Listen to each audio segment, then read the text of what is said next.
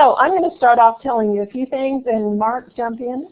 Mark has been with us since November, but he has been on the fast track for learning what we do, and he's already been through one of our national BILT meetings, so he's going to have a lot to add too.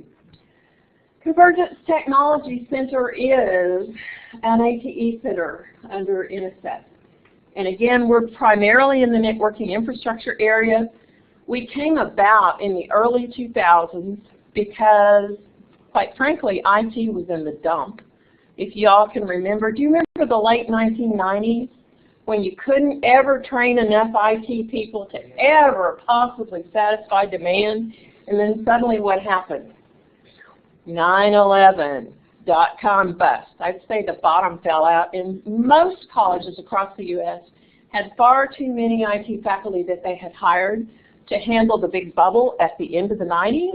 And I don't know about you, but I was a dean at the time, and the reality is I had a lot of pressure to let some of my faculty go because we weren't able to make some of the classes. But anyway, we focus on networking infrastructure, mobility, data communications, all of that sort of thing, more than networking arena. The context, we have always been tightly integrated with business. In my career, I have spent a good portion of my time in corporate America. I've also spent over 10 years running my own consulting firm that actually supported business solutions for financial organizations, and then in academia. And one of my biggest problems with academia from the outside looking in was in fact that very often the programs were created because it was what academia wanted to create, not because it was what I needed in industry to be able to hire. And so that's kind of my pet peeve, and that's kind of the background for this whole thing in terms of making sure that we have business actually lead. Processes were developed very early on in the 2003-04 time frame, and we really did work to revitalize IT education. How many of you have been in IT for more than 20 years? Okay. Has it always been the same? Has it ever been the same? Okay. How many times has the industry gone down in that time? A couple times. And when it came back, did it come back exactly the same as it was when it went down? No. So what we did was get the businesses in the whole North Texas region together to come up with a plan for what we ought to do next. Because at the very time, in 2004, what we had in the palm of our hand was more than what I had in my first computers that I learned to program. So the reality was there was no way you could offshore all the jobs, and there was no way that IT wasn't coming back. It was just figuring out how to predict the future and what the next new thing might be at the time. And at that time, the next new thing was, drum roll, voice over IP. What's voice over IP now? Ubiquitous. I mean, we have it at our houses. It's everywhere. But that was the next new thing at that time. This whole approach, by the way, applies to more than just IT. It's not just IT. It's a business approach that I've used actually even with the Sailing Center at Orange Coast College when I was a dean down there, and actually for a check writing program. This whole process works regardless of the area that you're focusing on. We have 8 partners now, 2 universities and several community colleges, and we're all working together in a partnership to push forward Convergence technology curriculum and processes and professional development. And we're also working very, very hard to work with business and help others across the United States understand how we're working with business so that they can apply those techniques to their area. Our goals, we're still creating convergence degrees and certificates just like we were at the first. And some people don't like the word convergence. Some people really like ICT. I don't really care. But our business people keep saying, no, keep calling it convergence because that's what it is in our area. A part of what we do also is provide professional development because I don't know about you, how many of you are teaching exactly the same thing you were teaching in 2005? Not likely, too many of you. How did you learn the new things? Well, you probably went to training somewhere. At the time when we started doing professional development, it was about $2,000 a week to go get commercial training in a new thing. So how do you like the word free? That's what we provide. We provide 2 events a year, and we'll tell you more about that as we go along. They're supported by the various IT businesses, and in fact, they are free and help faculty nationwide to become up to date in their skills. We also focus on recruiting and retaining underserved students. We are beyond creating new kinds of research in that area. We're using all the research that already exists with NAEP and some of the other minority groups like Carl Puritan was talking about this morning, but we're sharing it. And then we're taxpayer money, so we're disseminating everything we do. If we have something we've done, it's yours for the asking. All you have to do is contact us and we'll provide it for you. Typical Business Advisory Council. Ah, there's that word. Okay, well this is typical. I'm not saying it's ours. Typical meets 1 or 2 times a year. Sometimes it's the only time those guys, and guys is a unisex term, sometimes it's the only time they're on the campus, once or twice a year. More of a rubber stamp type thing than an actual integral involvement in leadership of the work. They may advise, but to me the word advice, do you remember what the word advice means? Well, I can turn it down, can't I? You can give me the best advice in the world, and I can just look at you and say, sorry, not going to do it. A little bit different focus on what we're doing because we're expecting the businesses to lead, and if we expect them to lead and tell them that they're leading, then we have to let them lead as well. So we don't have the option of telling them no. Well, we have the option of telling them no, we're not going to do what you want, but we have to fully explain it so that they understand it. Also, too, the thing that we found at the time we got started was that I don't know if you know about Dallas, but you have Dallas County, Tarrant County, which is Fort Worth, and then you have Collin County up here. So there's roughly 4 squares there of school districts. And up until we did what we did, Dallas County would create something new, and then Tarrant County would go and copy it, but of course would not share anything from Dallas County. And then Collin would do the same. We'd all create our new things and a lot of duplication of effort and so forth. Well, the early 2000s found us all in the dump with more IT faculty than we could support. And so I guess necessity is the mother of invention. We all came together and we all worked together and had the businesses advise all 3 county districts together. Now, if I'm a businessman, what do you think I think about that whole approach? Why? No matter where the business is, they get the benefit. Yeah. Okay. Well, we were finding that a lot of the businesses were getting to attend sometimes not only all 3 districts' business advisory council meetings, but some of these county groups had 4 to 7 colleges, and in some cases the same people were being asked to go to 4 or 5 or 6 colleges worth of advisory groups. And that wasn't working too well, which turned out to mean that a lot of the people that were going either couldn't sustain it on a long-term basis, or maybe you didn't get the level of the person that you really needed to have to really get meaningful input.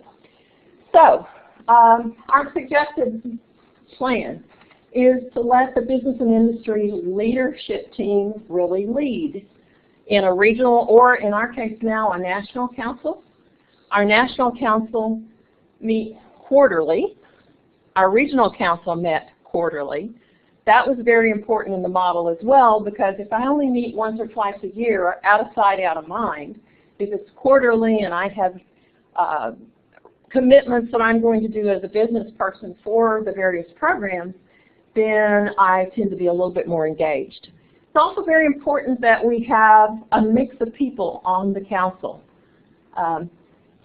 First line managers, the actual techs, high-level technical executives are okay if they really still know what's going on technically, because ultimately it's very important that what you do within a program is what is required for now.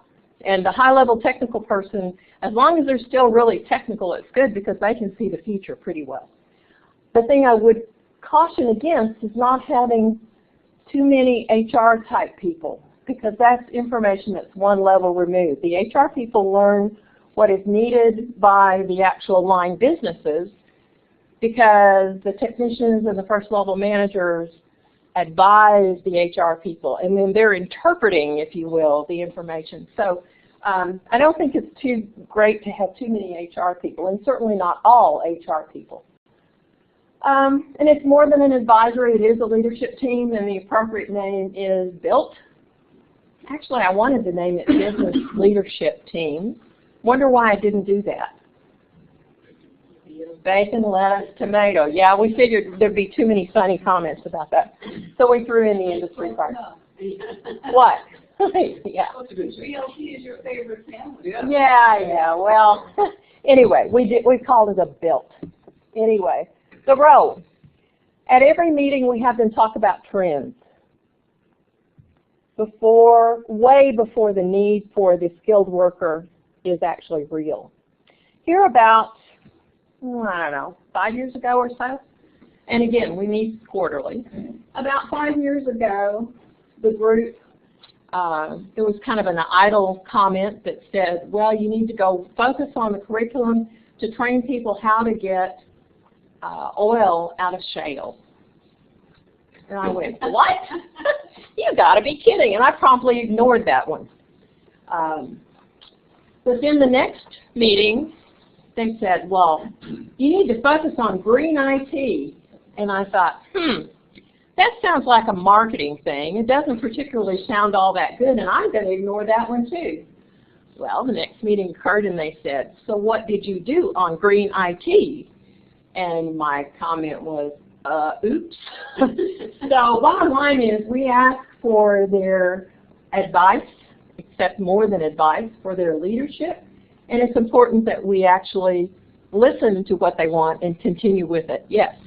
So to anyone in the room who's involved with community colleges, I'm in the industry, I'm at NetApp, but I'm just recently out of direct customer-facing stuff that I'm moving into a new role with our future workforce. How many of you run into businesses that say, you didn't give me someone who could do exactly this job down to the details? Because to give you context, I'm working on a program with Wake Technical Community College in Wake County, North Carolina, in the RTP. And I'm not asking them to produce somebody that can do the ins and outs of each storage product that NetApp has. I am looking for people that can learn, speak, think, that have the capacity to continue to learn, and that have a basic orientation to storage. But I hear over the past 2 days, people say, well, the businesses, they say that we're not producing what they need. So what is it that's missing? Or what is it that businesses are, where are the expectations missing? Well, I can tell you what we do and why we do not have expectations missed at this point, at least not to my knowledge. What we do on each, and we'll get into this in a little bit, but when we invite people to be on the council, we work very hard to figure out what's in it for them. What do they want to get out of being involved in this group? And so long as they come together and they feel like their needs are being met, whatever those needs are, and in some cases it can be I want a pipeline, blah, blah, blah. Or it could be I want connections with the other people that are on the business team so that I know more about what's going on in the industry because I'm a small business. Could be any of those kinds of things. Part of it is facilitating to set the level of expectation with the group at every single meeting that says, hey, we're a college. We can't train someone who is going to be 100% aligned with the needs that you have. However, if you will all get a little bit higher and a little more general, maybe the 10,000-foot level as opposed to the 50,000-foot level, we can give you a lot of what you want. And we go through a process of knowledge, skills, and abilities alignment where our business people, at least the reports we're getting, is that they're really happy with the level of person that we're turning out. It's not exactly right, but it's cutting the amount of on-the-job training that they have to do way, way down. What about some others of you? What are you finding? In Nebraska, we've heard the same feedback that we don't want you to train for specific skills. We want you to train for problem solving and general competency in the area. Right. And so that's a lot of why we went with the problem-based learning approach, is to build those those kinds of things across the region. So yeah, our industry is saying the same thing, is that we can do the specific training whenever we get the person in. What we need is the general problem solving skill and like even the teaming skill. We're doing that. Yeah. I would also say though that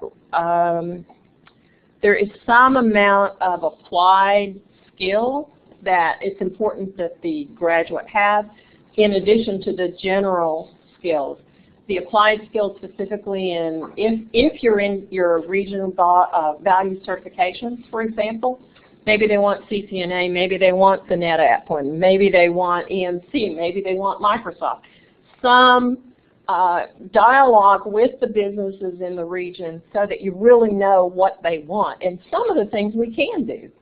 We just can't do a one-off program that trains the exact person for this company and another one-off program that trains the exact person for another company. Okay. All right.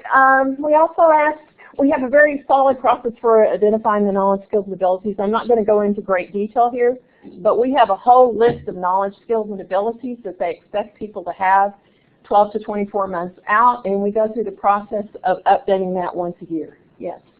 Well, maybe this is the point to ask the question. I've heard, I know that here in California, the Community College Chancellor's Office, we're looking at the model of skills panels that was used in the Seattle, Washington area to develop curriculum for their workforce needs. And then I heard a presentation actually in this room, I think just yesterday, where it was the person from SRI was talking about a DACOM, design, whatever it is, curriculum process they go through with business, sometimes actually paying the business to come up with the skill identifications that they need. So would that fit into the kind of process you're describing here, where you actually get businesses to say, these are the skills we need? Well, that's what we're doing, but we're doing a modified DACOM. A DACOM, I don't know if you know what DACOMs are and how they work. They're typically 2 to 3 days in length.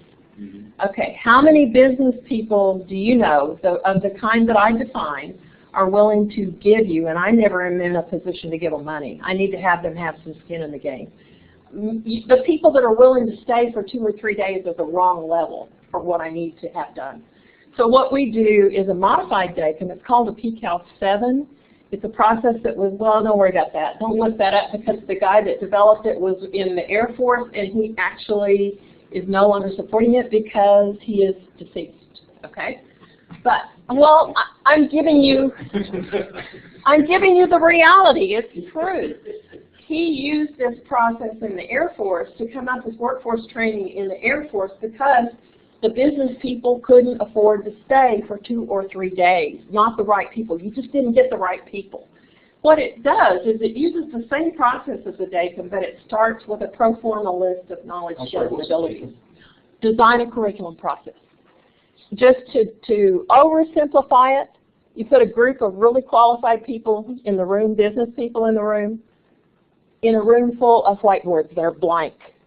And you start identifying the knowledge, skills, and abilities that they want for a particular job description. And it typically takes anywhere from 16 to 24 hours. And again, that translates to me to not being able to necessarily get the right people because they're not willing to stay that long. This process takes 4 to 6 hours. We can get people, the right people, to come and do that. And we as faculty members and working with some of our businesses can come up with a pro forma list. At this point, we've got the pro forma list that's been modified now once a year for 10 years. So once in a while we kind of rip and replace and start over, which we did a couple of years ago. But it's a much speeded up process because it starts with a pro forma list. Now, the group can say, oh, we don't think that's needed anymore, and they can X something off. They can also add skills to the list. And do you have one group that does this for your whole program, or do you like have specialty subgroups? Or depends on what the program is. If I'm talking about the Convergence Technology Center, again, we're focused on network infrastructure, some virtualization, systems administration, that sort of thing. We have one group that does it for all. In the DOL grant, we're actually focusing on programming, we're focusing on geospatial technology, cybersecurity, and networking. Oops. Okay. Oops. We have 4 different groups there. Okay. If you can logically put it all together so that the same person let's not use the word advice, can provide reasonable input on whatever you're talking about, then that's right. The problem I have is, for example, someone who's a developer, a programmer, probably is not the best to define what we ought to be doing in terms of virtualization. That doesn't make a lot of sense. In your area, you're the waterfront, so you probably were going to have to kind of split it up a little bit. Okay, then we also have the businesses involved in professional development. They also help with recruitment events because once they feel they own the program, it's their program. They want it to succeed. They get excited when they're interviewed by the media. They get excited when they get to help place students, advise students. They love it. All right. Some of the other things they provide: guest speakers, co-authoring white papers, evaluating capstone. In fact, in the DOL grant, we're about to do a pilot on a virtual internship-externship where the business person participates via webinar throughout a capstone experience. This is basically a project-based course. The results, it's all for jobs. That's our sole focus in this whole thing, is to come up with graduates that are correctly trained so they get good jobs. And there's some of the various titles that we are dealing with. Engage, BILT owns your program. These are some of the folks that have been involved.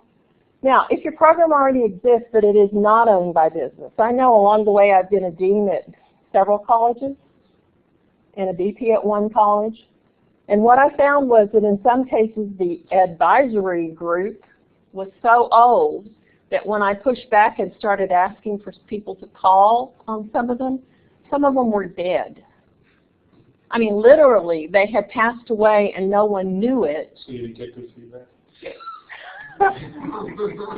Not so good. The point is, it's important to keep this a vibrant group. And if you are existing, if you already have an existing program, you kind of have to ease this kind of process underneath an existing program to make it work. The faculty are already educated to teach whatever's there. I mean, that's what faculty are educated to do what's there. And the courses are probably already scheduled, loads are already figured out. There's a lot of, I don't want to call it, barriers for momentum, if you will.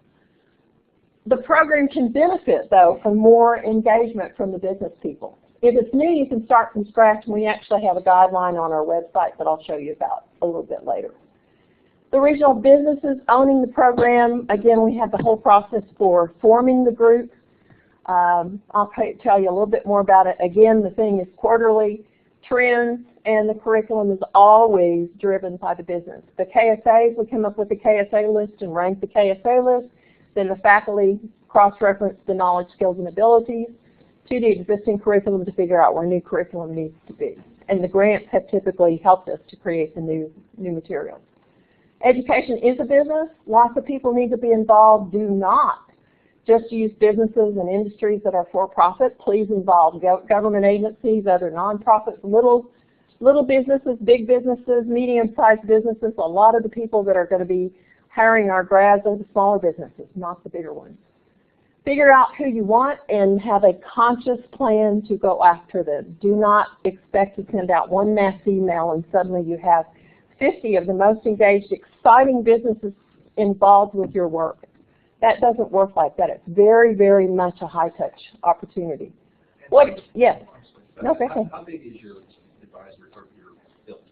It's for the CTC. It's a little over 50, 55-ish. Some of them have been involved. They don't all come. They're busy. I mean, we're pretty happy. Again, we meet face-to-face once, maybe I didn't even say that. We meet face-to-face once a year, and then the other 3 times a year it's by teleconference or webinar. I will say that I consider it a good meeting if we have a good mix of people that are there, and sometimes there is as few as 15, something like that actually attend. But the fact that there are 55 that are on the list, that are engaged, that we're able to 10 minutes to, that we interface with, that we talk to, it keeps a lot of people involved. It's important, too, when you're making the ask to establish a time commitment. Businesses shy away. I shied away from working with colleges because they would get me to come, and then they would kind of go on and on and on, and I didn't feel like I could leave without being rude. So it's important to make sure that the people know that on the yearly meeting, it's going to be 4 to 6 hours, and at 4 to 6 hours, they're done. It's important to understand that the expected time commitment per quarter is 1.5 to 2 hours, and that's it, and stick with it. Again, the job skills validation is important, bringing the curriculum back to them, making sure that they approve it. Internships, job shadowing, there's a bunch of things here. Also important to let people know that you're always willing to take donations. Now, sometimes this can be a problem because sometimes they want to give you like PS2s or something like that. They were great machines in their time, and if you're working in an A+ arena, maybe there's room for 1 or 2 of them, but that's probably not the greatest thing. However, for example, Nortel went out of business, right? They sold off a whole bunch of their company to lots of different areas. And as a part of that, they ended up with a whole warehouse of reasonably recent good equipment. They allowed us to go shopping. It was fabulous. We got to go and pick what we wanted, and they delivered it to us. How fortunate could we be? They also provide speakers. They provide the teachers for our educational events. We just had an educational event in December, and 2 of the tracks were fully funded by business. Dell funded an ITIL track, and Juniper funded a Junos as a second language track. What do you mean by funded? They provided the instructor, free. Okay, so Free. It is for the instructor. Yeah, the instructor was free, which is usually $3,000 or $4,000 that we might have to pay, including the travel. And that's one thing too. Dallas is really great because it is centrally located, and a lot of the big businesses across the nation have an office there. So sometimes they can find someone that there's no travel expense or anything like that that can help us. This, by the way, is one of our Pride and Joy books. Mary Patton was our first graduate in our Convergence Technology program after we got this going again. She graduated in 2006-ish, something like that. Anyway, very long story short, the best job she had prior to this work was that of a casino waitress. The last job she had that she asked me for a reference for, over $100,000 on a 2-year degree. Not so shabby. Your case study course, can you describe that again? Yeah, it's a project. Basically, it's a real-world project. The students break up into teams. This is the one that we're talking about, the virtual internship, externship, where the outside person is involved by a webinar. What we typically have done in the case study project is basically have the faculty member run the team, and then the businesses come in at the end and jury the results. But we're talking about having them more integrally involved as they go along. That then gives the businesses the opportunity to review the students and how they perform. It's as good as an internship in a lot of ways with no commitment on their part at that point, but they get a chance to look at the students. I'm going to say again, and you'll see that this is repetitive a little bit, but I've learned a long time ago that you need to say things 2 or 3 times sometimes. Personal contact. Mass mailings do not work. If you think they do, you are incorrect. I will stand on that one. It takes phone calls. It takes who do you know. What we have right now is a business group that will recruit their own colleagues from other businesses. And that works very well. It takes a while to get to that point, but that works very well once it's there. The right people, again, I always start with the president of the company or the university or the highest ranking person in a particular company or business. Very often I don't even get to talk to that person. Very often I'll end up talking to that person's administrative assistant. I pitch my story, and the story has been written down. Remember I said get a sales script, because basically it is selling. You're selling your ideas. I pitch it to the administrative assistant and say, here's what I'm trying to do. I'm trying to get you a pipeline of people, blah, blah, blah. And, you know, I don't know if President blah, blah, whatever that person's name is, would be interested in helping us out on this, or if you'd like to refer us to someone within your company. Well, usually it's a referral because this person wants to protect the president's time, which is fine. So we call whatever the referral person is and we say, so-and-so in the president's office suggested I contact you for being on our team. And it works very, very well. It's very important that the person that is on this team not just be a manager, if you will, not just a business line manager, but they have to have some subject matter knowledge. Really important.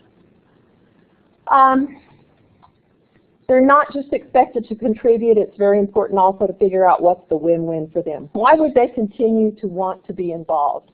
We have people that have been involved in our business team now for 12 years. Now, I will offer that there has to be something that person's getting out of that involvement or they wouldn't still be there. People will help because it's the right thing to do for a while, but there needs to be a win-win in it for the long term. And that's not always the same thing for each individual. Okay, what do faculty do at these BILT meetings? They attend, and they need to be quiet. Okay? They can ask questions, but they cannot take over because it's business leadership. It's important to have press, have media there as much as you can. Sometimes that works, sometimes it doesn't. But it's always nice if you can get somebody to write a little story about the people that were there and what they're doing.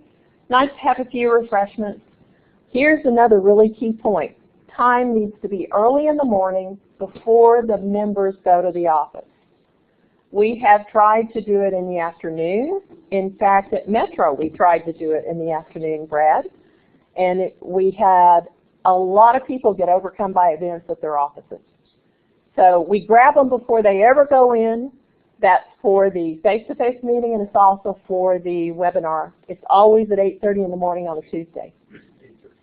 Yeah, not insanely obnoxious like 7, because we tried that too and that didn't work. People didn't want to go that early. All right, other aspects. Keep explaining how important it is to have their leadership. Clarify the roles and responsibilities. I have to do this every time because the faculty typically are used to being in control of the programs, and they ultimately really are in control of the programs with the leadership of the business people. And sometimes folks don't think it needs to be quarterly, but we've settled on this because being in front of the businesses or involved with the businesses at least on a quarterly basis works very, very well. If someone misses a meeting, there's still 6 months between, but it's not a forever time period between the meetings. Other aspects, again, always ask for trends. You will get heads up on what's coming down the pipe. Review the opportunities to help, and here's something very important too. If you say the thing starts at 8:30 and it's going to be over at 10 and you're not really through at 10, you're still through at 10. Because you said you wanted an hour and a half from them, and an hour and a half you need to let it go. End early if you have what you need. Take minutes, publish them. And also, I try my best to contact all of the folks individually, either go visit them or call them on the phone once a year. Just to kind of, how's it going, what can we do to do better, all that sort of thing. News releases, photos, thank yous, all the normal things. In our grant, our college won't let us use our indirect for buying plaques and things like that, so they get certificates, because I can print one of those. At least one new member every quarter, introduce them, help them to know who else is there. And again, business ownership in general is important because if the businesses feel like they own your program, then when the student pops out the other end with a certificate or a degree, it's really very easy to get a job. The graduate that I showed you there in that picture, she had within a couple of weeks after graduation, 8 interviews and 4 offers. Not too bad. Let's see. We also survey them every 2 years to determine labor market demand. It's all well and good to know, here's what we want you to teach, but tell us how many people you're willing to hire. You know, because if we are teaching the absolute best program around, but there aren't any jobs at the end of the tunnel, aren't we wasting our time? We are.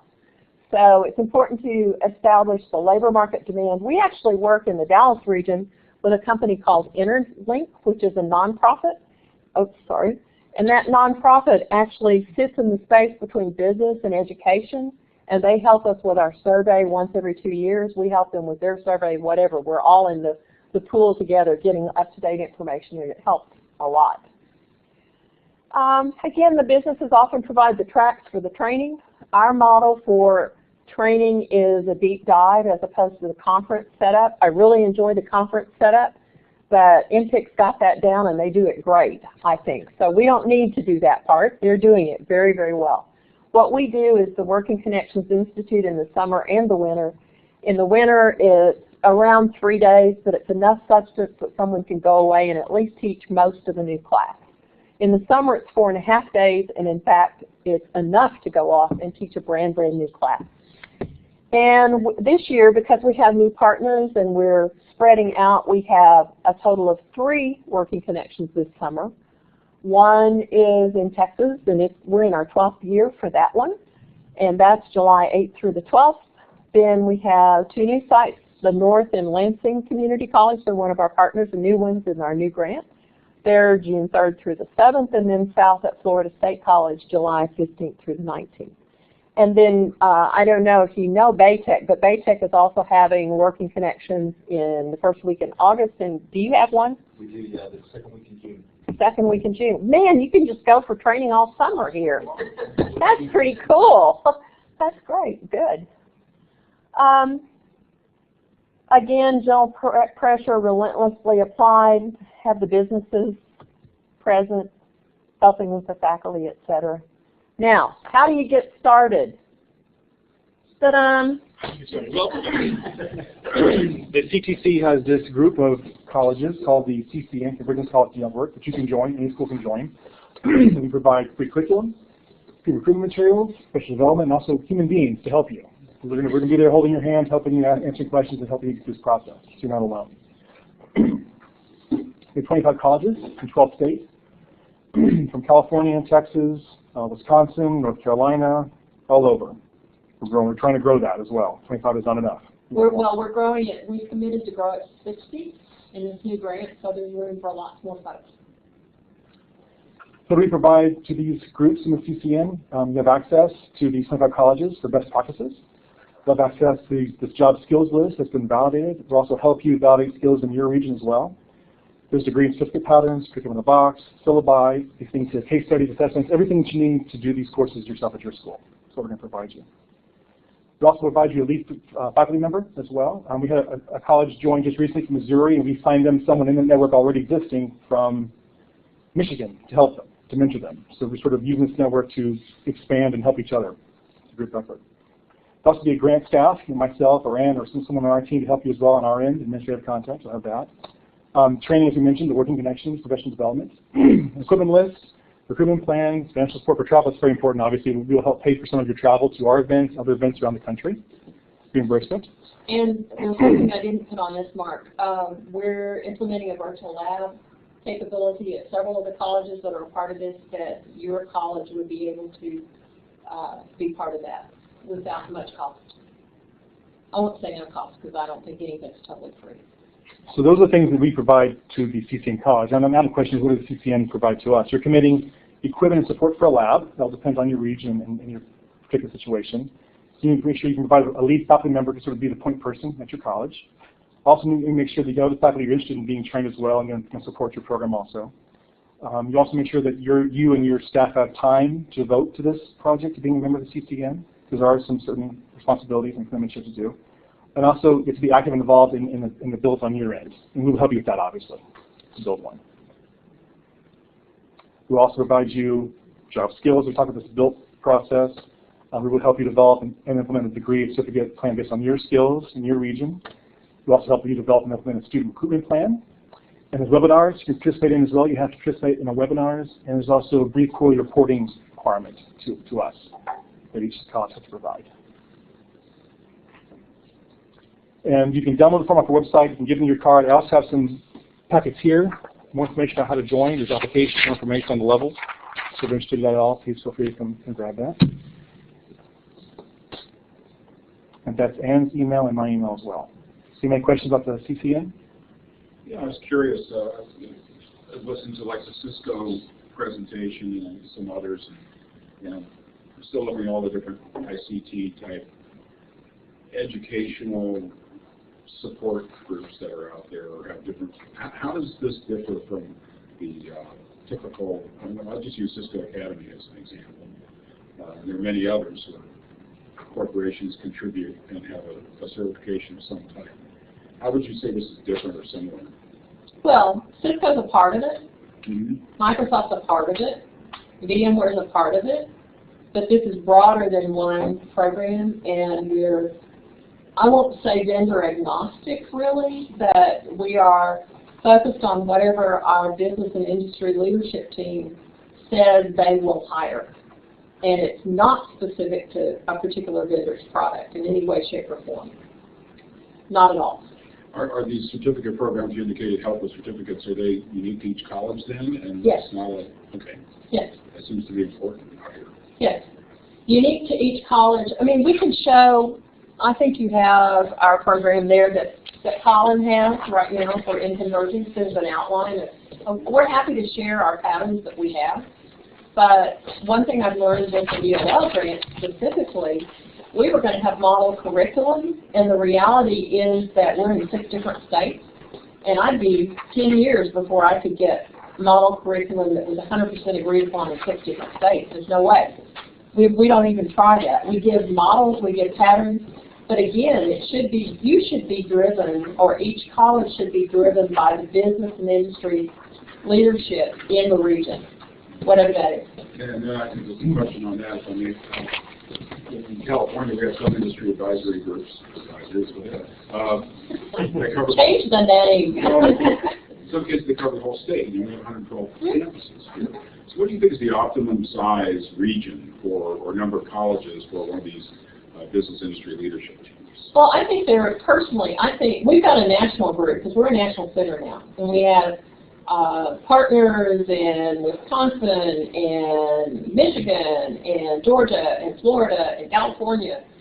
They're all over the place. We've got our national umbrella group. But then we also have regional groups in each area. And I will say that depends on the population of businesses and colleges in the area. Having been a VP in California, I would not consider a region any bigger than Northern California and Southern California, and I probably would break it up further.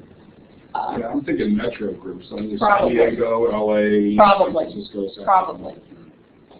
Yeah, that would be a recommendation, but I think it's nice, and you can, you know, in the Convergence technology arena, you can dial in and be a part of our business and industry leadership team that's national. You can be a part of that, and that's kind of the, I call it the umbrella coverage, if you will, and then it has to go down to the region because all action ultimately has to be local. I mean, we've made a lot of mistakes along the way, and I'm just not telling you about any of those.